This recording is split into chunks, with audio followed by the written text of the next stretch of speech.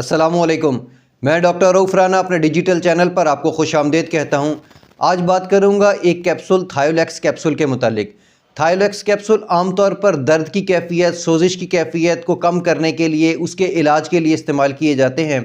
ان کے اہم استعمالات جو ہوتے ہیں اس میں ریمیٹائڈ آرتھرائٹس، آسٹیو آرتھرائٹس جس میں جوڑوں کے درد اور سختی کی علامات ظاہر ہوتی ہے، جوڑوں میں سوزش ہو جاتی ہے، جوڑوں میں درد ہو رہا ہوتا ہے، ان کیفیت کو کم کرنے کے لیے، اس درد کو کم کرنے کے لیے اور سوزش کو کم کرنے کے لیے اس دوا کا استعمال کروایا جاتا ہے۔ اس کے علاوہ اعصابی درد جیسے جس کو ہم نیوروپیتھک پین کہتے ہیں، جو کہ شوگر کے مریضوں میں، ڈائبٹیز کے مریضوں میں بہت زیادہ ہوتی ہے، اس کو کم کرنے کے لیے اس کا استعمال کیا جاتا ہے۔ شوگر کے علاوہ بھی اگر کسی مریض کو نیوروپیتھک پین ہو، اعصاب کی وجہ سے درد ہو، اس اعصابی درد کو کم کرنے کے لیے بھی اس دوا کا استعمال کروایا جاتا ہے۔ ایک کیفیت ہوتی ہے جس میں پٹھوں میں بہت زیادہ کھچاؤ ہو جاتا ہے، پٹھے کھچ جاتے ہیں اور اس کھچاؤ کے نتیجے میں بہت زیادہ مریض درد محسوس کر رہا ہوتا ہے۔ اس درد کی کیفیت کو کم کرنے کے لیے، پٹھوں کو ریلیکس کرنے کے لیے اس دوا کا، اس کیپسول کا استعمال کیا جاتا ہے۔ اس کیپسول کے استعمال سے چونکہ سوزش کی کیفیت اور درد کی کیفیت کم ہوتی ہے تو مریض خاصا حد تک افاقہ محسوس کرتا ہے۔ ایک اور درد جس میں بغیر کسی وجہ کے، بغیر کسی انفلیمیشن کے جسم کے پٹھوں میں درد ہو رہا ہوتا ہے، اس کنڈیشن میں بھی اس دوا کا استعمال کروایا جاتا ہے۔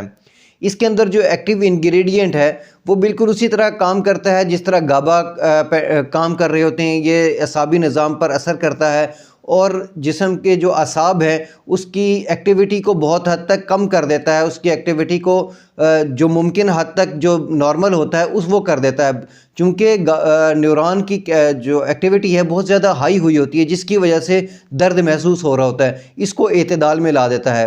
اس کے ساتھ ساتھ پٹھوں میں، اعصاب میں جو سوزش ہوتی ہے اس کو خاصی حد تک کم ہو جا کر دیتا ہے۔ سوزش ایک بنیادی وجہ ہے درد کی وجہ بھی۔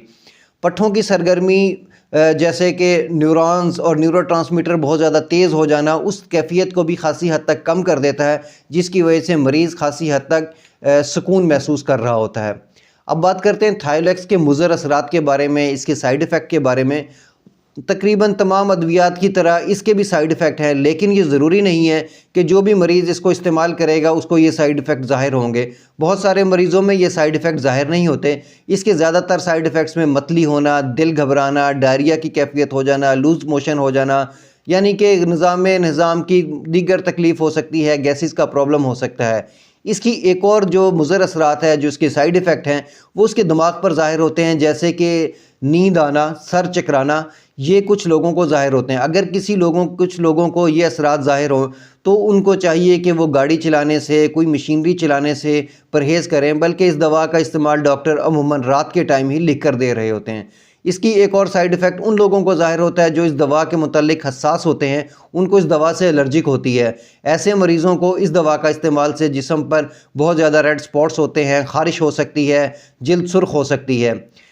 کچھ اگر اس کا لانگ ٹرم استعمال کیا جائے، لمبے عرصے تک اس کا استعمال کیا جائے تو جگر پر بھی اس کے اثرات ہو سکتے ہیں، لیکن عمومی طور پر 1-2 ماہ کے اس کے استعمال سے جگر پر کوئی زیادہ اثرات نہیں ہوتے ہیں۔ ہاں اگر اس کا بہت زیادہ لمبا عرصے تک استعمال کیا جائے، 6 ماہ سے زیادہ اس کا استعمال کیا جائے، تب جگر پر بھی اس کے اثرات ہو سکتے ہیں۔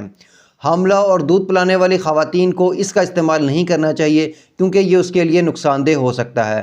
اب ہم بات کرتے ہیں کن کنڈیشن میں اس دوا کا استعمال نہیں کرنا چاہیے۔ پہلے نمبر پہ تو جیسے ابھی میں نے ذکر کیا کہ دودھ پلانے والی خواتین اور حاملہ خواتین کو اس کا استعمال نہیں کرنا چاہیے۔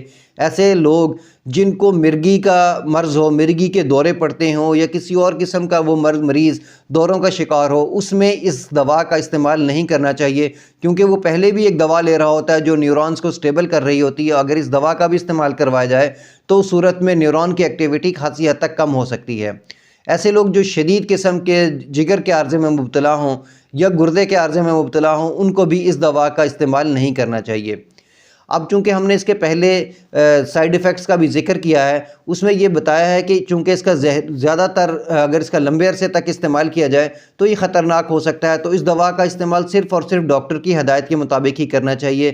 اس کی جو دوا ہے وہ ڈاکٹر ایک کیپسول روزانہ عمومی طور پر تجویز کرتا ہے، لیکن مریض کی صحت کو دیکھتے ہوئے، اس کے وزن کو دیکھتے ہوئے اس کی دوا میں رد و بدل کی جا سکتی ہے۔ جتنی دیر آپ کا معالج آپ کو دوا استعمال کرنے کا کہے اتنی دیر ہی اس دوا کا استعمال کریں۔ اس دوا کو استعمال کرتے ہوئے سگریٹ نوشی یا شراب نوشی سے پرہیز کرنا چاہیے، کیونکہ یہ غنودگی کی کیفیت کو زیادہ کر سکتا ہے، ممکنہ طور پر چکر آ سکتے ہیں، اس لیے گاڑی وغیرہ چلانے سے اجتناب کرنا چاہیے۔